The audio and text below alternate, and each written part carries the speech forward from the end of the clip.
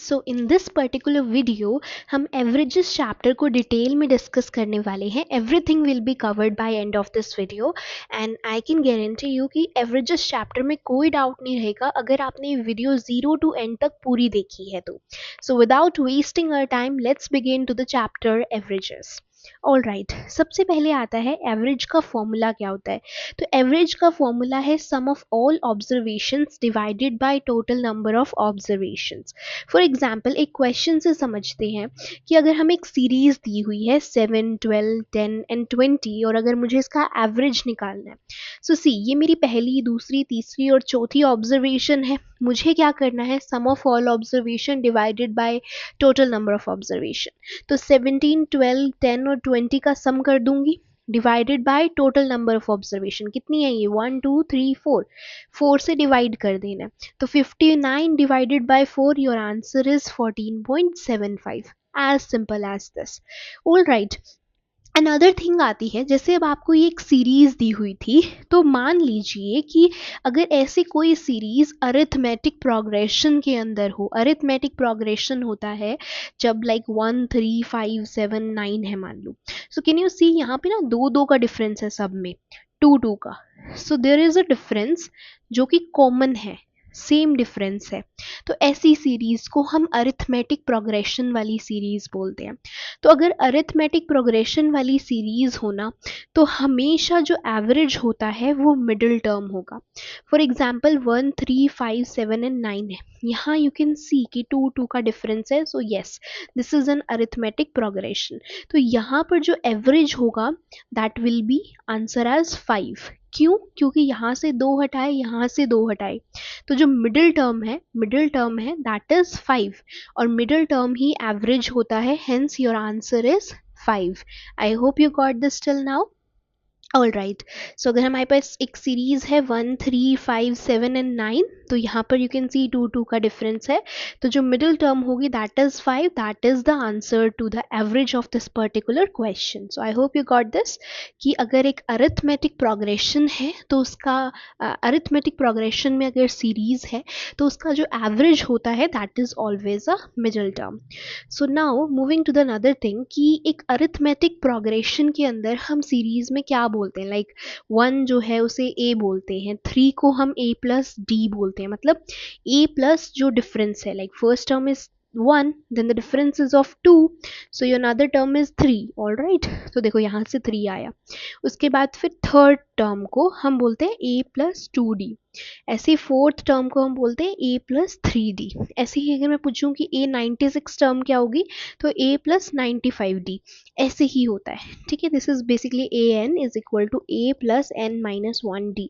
This is the formula of arithmetic progression में terms को निकालने का. ऑल राइट, सो नाउ जो हमारे पास सीरीज है 1 3 5 7 एंड 9 जो अरिथमेटिक प्रोग्रेशन में है, क्या हम इसका एवरेज हमारे जो बेसिक फॉर्मूला है sum of all observation divided by total number of observation उससे भी निकाल सकते हैं. तो येस, एग्जैक्टली आप निकाल सकते हैं. आप 1 3 5 7 9 उनका सम करके और उसको 5 से डिवाइड करोगे तो भी आंसर आपके पास 5 ही आएगा, बिकॉज इसका सम होता है 25/5, दैट्स अगेन 5. ऑल राइट, तो आप ऐसे भी निकाल सकते हो. एक और तरीका होता है, अगर अरिथमेटिक प्रोग्रेशन के अंदर ही सीरीज है और अगर आपको उसका एवरेज निकालना है तो आपको first term plus last term लेके और उसको जस्ट 2 से डिवाइड करने ना होता है. Is that I hope clear to you. So अगर हमें एवरेज निकालना है एक अरिथमेटिक प्रोग्रेशन के अंदर, सो एक और फॉर्मूला क्या है, दैट इज क्या, फर्स्ट टर्म ले लो. फर्स्ट टर्म यहाँ पे 1 है, देन लास्ट टर्म ले लो जो कि 9 है, and then just divided by 2. हम करें तो first term is 1, last term is 9, just divided by 2. हमारे पास आएगा 10/2 and our answer is 5. That's it. So I hope you got this till now. All right, तो याद रखना कि अरिथमेटिक प्रोग्रेशन जो एवरेज होता है वो मिडिल टर्म होता है, या फिर अरिथमेटिक प्रोग्रेशन में एक और फॉर्मूला होता है कि जो फर्स्ट टर्म ले लो प्लस लास्ट टर्म ले लो एंड जस्ट डिवाइडेड बाय 2, उससे भी हमारा एवरेज आ जाता है. So I hope you got this till now and moving forward to the another question. That is another series 3, 6, 9, and this goes on till 45, 48 and 90. तो यहाँ पर हम देख रहे हैं तीन तीन का डिफरेंस है. Again this is an arithmetic progression और यहाँ पर मिडिल टर्म निकालना इज नॉट दैट पॉसिबल और नॉट दैट इजी. तो हम फर्स्ट टर्म लेंगे, लास्ट टर्म लेंगे और उसको 2 से डिवाइड कर देंगे. So first term is 3, last term is 90 and we gonna divide it with 2. हमारा आंसर आया 46.5. So can you see one thing कि ये जो सीरीज है ना, यहाँ 45 के बाद तो 48 आ रहा होगा, 46.5 तो इस सीरीज में ही नहीं होगा. So now just right one thing कि एवरेज मे और may not be the part of the series. अगर मान लो आपकी जो नंबर ऑफ टर्म्स हैं वो इवन है तो कभी भी एवरेज सीरीज का पार्ट नहीं होगा. और अगर जो नंबर ऑफ टर्म्स हैं वो ओड है तो एवरेज सीरीज का पार्ट होगा. So it is not necessary कि एवरेज अगर निकाल रहे हैं तो वो सीरीज का पार्ट होना चाहिए. Average may or may not be a part of a particular series. So I hope you got this till now. Let's move further. Another thing is कि एक बार रिवीजन करते हैं till what we have studied, because इसके बाद just questions है. concept इतना ही था averages का. तो average is equal to sum upon total number of observation. ये हमारा बेसिक फॉर्मूला है एवरेज का. नेक्स्ट इज कि अगर एक अरिथमेटिक प्रोग्रेशन है तो जो एवरेज होगा वो हमेशा मिडिल टर्म होगा. एंड लाइक डिफरेंस कैसे निकलता है, जो हमारी सेकेंड टर्म है उसमें से जब फर्स्ट टर्म को माइनस करते हैं तो अगर वो डिफरेंस कॉमन आता है तो हम उसे अरिथमेटिक प्रोग्रेशन बोलते हैं. और इसमें जैसे पहली टर्म ए होती है, सेकेंड टर्म ए प्लस डी होती है, थर्ड टर्म ए प्लस 2d होती है, फोर्थ टर्म ए प्लस 3d होती है. And this is how our series goes on. All right, average is sum upon total number of observation. जैसे अगर मुझे इस सीरीज का निकालना था तो मैंने सभी ऑब्जर्वेशन का सम करा upon total number of observation and 14.75 मेरे पास as a answer to this particular question आ गया. नेक्स्ट थिंग इज कि एवरेज इन अरिथमेटिक प्रोग्रेशन एक और फॉर्मूला है निकालने का. That is you just take the first term, the last term and then just divided by 2. So also you be able to find the average in arithmetic progression. Next thing is कि average मे और may not be a part of a particular series. तो ज़रूरी नहीं है कि average आपका series का part होगा या नहीं होगा. अगर आपके नंबर ऑफ टर्म्स इवन है तो आपका एवरेज सीरीज का पार्ट नहीं होगा. और अगर नंबर ऑफ टर्म्स ओड है तो हम बोल सकते हैं कि average will be a part of the series. For example 2, 4, 6, 8 हमारे पास चार नंबर ऑफ टर्म्स हैं. अगर हम सम करते हैं ना 2 + 4 + 6 + 8 डिवाइड बाय 4, जो भी एवरेज आएगा वो इस सीरीज का पार्ट नहीं होगा बिकॉज नंबर ऑफ टर्म्स जो है वो इवन है. ठीक है. एक और formula that can be used because ये एक अरिथमेटिक प्रोग्रेशन की सीरीज है, यहाँ पे कॉमन डिफरेंस है 2 का. So you just have to take the first term, the last term and then just divided by 2. So it's 10/2 यानी कि 5. 5 is the answer, the average of this particular series. So can you see 2, 4, 6, 8 में 5 तो आता ही नहीं है. So one thing remember कि अगर number of terms even है तो average will not be a part of that series.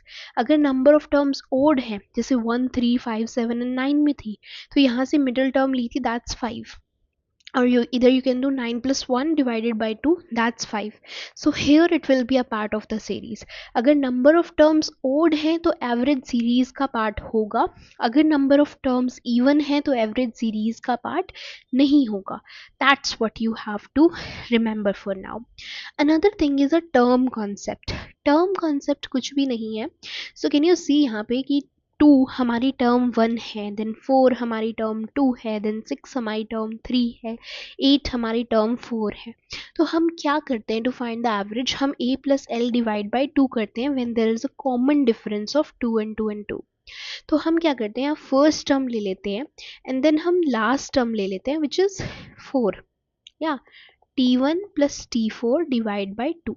So it's t5 divide by 2 मतलब t2.5. तो जो हमारा एवरेज होगा वो t2.5 होगा. सो नाउ जस्ट सी कि टर्म 2.5 पे कौन सी वैल्यू आएगी, it will be 5. So hence your answer is कि term 2.5 is 5. All right, so moving ahead with the question practice, पहला क्वेश्चन हमारे पास आता है कि average of 7 consecutive even integers is 36। See, आपके पास ऐसे 4 5 6 7 ऐसे कॉन्जिक्यूटिव इंटीजर्स हैं जिनका एवरेज जो है वो 36 है और ये इवन इंटीजर्स है। तो आपको सेकेंड और फिफ्थ टर्म का प्रोडक्ट बताना है। तो सी वन थिंग हियर कि 1 2 3 4 5 6 नंबर ऑफ टर्म्स 7 है, नंबर ऑफ टर्म्स ओड है, तो मतलब कि जो एवरेज होगा वो सीरीज का पार्ट होगा। Got this? तो जो फोर्थ टर्म है that will be the average, और एवरेज हमें पता है that is 36। Now these are the even integers, तो मतलब फिफ्थ टर्म जो है वो 38 होगी, एंड ये जो टर्म है this will be 34 and this will be 32। Got it? क्योंकि इवन टर्म्स हैं, 2 2 के गैप में हम इनको रखेंगे। सो नाउ हमें सेकेंड टर्म और फिफ्थ टर्म का प्रोडक्ट बताना है कि वो क्या होगा। So the product of 32 and 38 will be equals to 1216, and this is our answer to this question. So the product of second and fifth term is 32 and 38, and your answer is 1216. All right, the second question that says the average of 12 consecutive odd integer is 30, so find the sixth and seventh term. All right, so this is the average of 12 consecutive terms, मतलब कि number of terms जो हैं वो 12 है, मतलब even है, तो जो एवरेज है वो सीरीज का पार्ट नहीं होगा। This is something you got from here. All right, taking the first term and taking the twelfth term divided by 2, that's T13/2, मतलब T6.5 इज 30, तो T6 क्या होगा? it will be 29, and T7 क्या होगा? it will be 31। तो 29 and 31, T6 जो है that will be 29 and T7 will be 31। so हाँ, वही निकाला कि T6.5 की वैल्यू 30 आ गई। so by its as it's a consecutive odd integer, तो मतलब 26th T6th term is 29, T6.5 is 30, and T30 is 31. That's about this. I hope you got this till now. Now let's move to the another question. Key average of 143 consecutive odd integer is p. An average of last 67 terms is n. So now you need to find p in the terms of n. See one thing कि average of 143 consecutive odd integer is p, तो मतलब कि first term लेंगे और last term that's 144 और इसको 2 से divide करेंगे, तो the value that will come is P. तो T144/2 मतलब T72 की वैल्यू जो आएगी that is equals to P. Another thing is said that कि जो एवरेज है लास्ट 67 टर्म्स का, लास्ट 67 टर्म्स मतलब T77 से लेके T143 तक की जो टर्म्स है इनका एवरेज है n, मतलब taking the first term and taking the last term and then just dividing it by 2 which is T110। ठीक है, T110। तो one thing is that T72 की वैल्यू आपके पास P दे रखी है और T110 की वैल्यू n दे रखी है। So now the question is to find P in terms of n, यानी आपको T72 की वैल्यू निकालनी है but in terms of n। So see one thing कि ये कॉन्जिक्यूटिव ओड इंटीजर है, राइट? तो अगर T110 की वैल्यू n है तो T109 की वैल्यू n-2 होगी। ऐसे ऐसे जाते जाते हमारे पास T110 की वैल्यू n है और T109 की वैल्यू n-2 है, T108 की वैल्यू n-4 है, देन T107 की वैल्यू n-6 है, दिस गोज ऑन। तो वन थिंग यू कैन सी कि T110 से लेके T72 तक हमारे पास टोटल 76 टर्म्स आती हैं। तो हेंस हमारा आंसर क्या होगा, that will B n minus 76। तो जो p यानी जो t72 है दैट्स p, उसको जब हमने n टर्म्स में डिस्क्राइब करा, सो हमारा आंसर आया n minus 76। So I hope you got this till now. Moving ahead with another question कि find the average of this particular series. Simple thing is that कि you can see यहाँ पे 2 का difference है, तो just take the first term, the last term, and then just divide it by 2. The first term is 1, the last term is 167. You're going to divide it by 2. Your final answer is 84. All right, moving ahead with another question.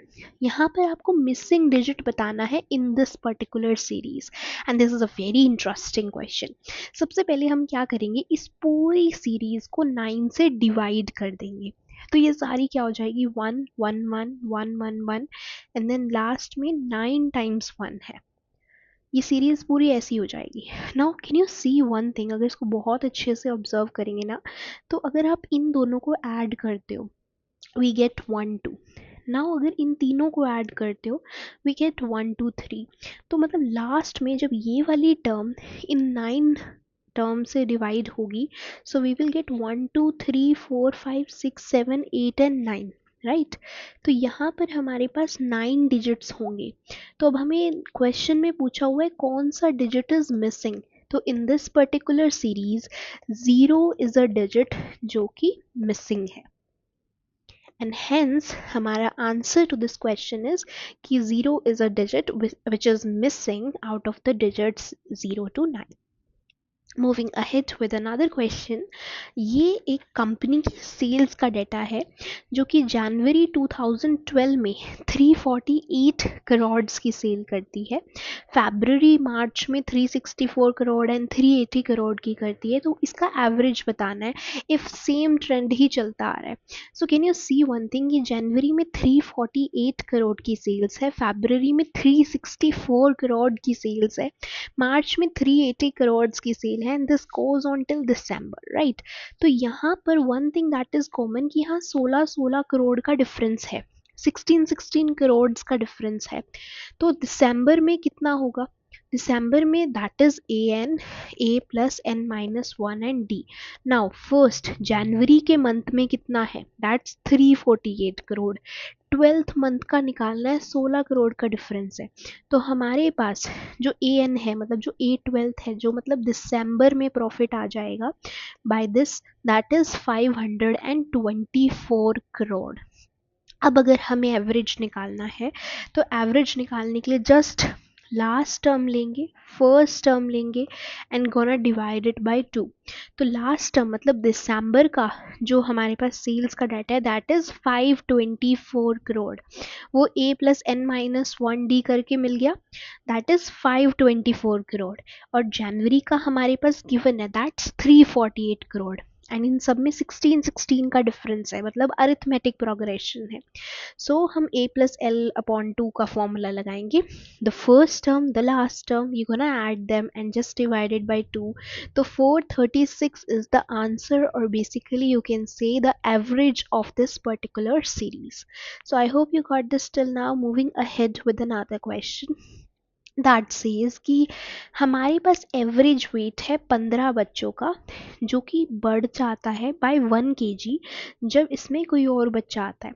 तो मतलब कि जो average का formula क्या होता है, sum of weight of all students divide by total number of students. तो sum of weight of 15 students को 15 से डिवाइड करा, वो हमारे पास 48 है। इन दोनों को मल्टीप्लाई करेंगे तो हमें पता चलेगा कि जो सम ऑफ वेट है वो 15 स्टूडेंट्स का दैट इज 720। अब जब इसमें एक नया बच्चा आता है, जब बच्चे 15 से 16 हो जाते हैं, जब एक न्यू वन ऐड हो जाता है, तो जो एवरेज है वो 1 से इंक्रीज हो जाता है। तो 48 से एवरेज 49 हो गया, नंबर ऑफ पीपल 15 से 16 हो गई, एंड जो नया बच्चा आया है हमें उसका वेट बताना है। So see this is the sum of weight of the students, 15 students, and this is the sum of the weight of 16 student. जब इनमें से माइनस करेंगे तो जो 1 बच्चे का वेट बचेगा that is the weight of the new student, right. So 784 minus 720, 64 kg is the weight of the new student that will be entered into that particular case. All right, question says कि हमें यहाँ पर 40 students के बारे में बताया गया है कि 40 स्टूडेंट्स का जो एवरेज है दैट इज 60 केजीज वेट का। अब जब उसमें से एक बच्चा छोड़कर चला जाता है, यानी कि 40 स्टूडेंट्स का एवरेज 60 केजी है, जब उसमें से एक बच्चा छोड़कर चला जाता है, जब 39 स्टूडेंट्स रह जाते हैं, तो जो एवरेज है वो 2 केजी से ड्रॉप हो जाता है, मतलब एवरेज 58 केजी रह जाता है। So in such a case the sum of weight of 40 students is 60 KGs. तो मतलब sum of weight of 40 students is 60 into 40 24 के 2400। This is the sum of weight of 40 students in a class. And now जब वो बच्चा छोड़कर चला जाता है, when there are 39 students in the class, तो जो एवरेज है वो 2 से ड्रॉप हो जाता है, तो मतलब एवरेज 58 kgs रह जाता है। This is the average. So now the sum of weight of 39 students in the class is 2262. तो जो बच्चा छोड़ के गया है उसका वेट कितना है वो निकालने के लिए हम यहाँ पे 40 स्टूडेंट्स का सम ऑफ वेट ये है एंड ये 39 स्टूडेंट्स का सम ऑफ वेट ये है। अगर वी गोना सब्ट्रैक्ट दिस तो हमारे पास जो आंसर आएगा that will be the weight of that particular child जो छोड़ कर गया है। So that is 138 kgs, मतलब 2400 minus 2262 is 138 kgs is the weight of that particular child जो छोड़ कर गया है। So I hope you got this till now. With another question जहाँ पर हमें 24 students और 1 teacher का average weight average age दी हुई है that is 15 years, और question कहता है कि हमें टीचर की एज निकालनी है जब टीचर छोड़कर चला गया एंड अब एवरेज जो है वो 14 हो गया है। तो सी वन थिंग कि क्लास में 24 बच्चे हैं और एक टीचर है, मतलब टोटल कितने जने हुए 25 जनों। 25 जनों की एज का अगर आप सम करते हो तो आपके पास जो एवरेज आता है वो 15 आता है, ठीक है। तो यानी कि 25 जनों की एज का अगर आप सम करते हो एंड उसका एवरेज 15 आता है, मतलब कि 25 जनों का जो सम है दैट इज 375 ईयर्स। तो अब जब क्या होता है कि टीचर छोड़कर चला गया, जने 25 की जगह 24 हो गए, गॉट दिस, जने 25 की जगह 24 हो गए, सिर्फ बच्चे रह गए एंड जो एवरेज है वो 15 की जगह 14 हो गया।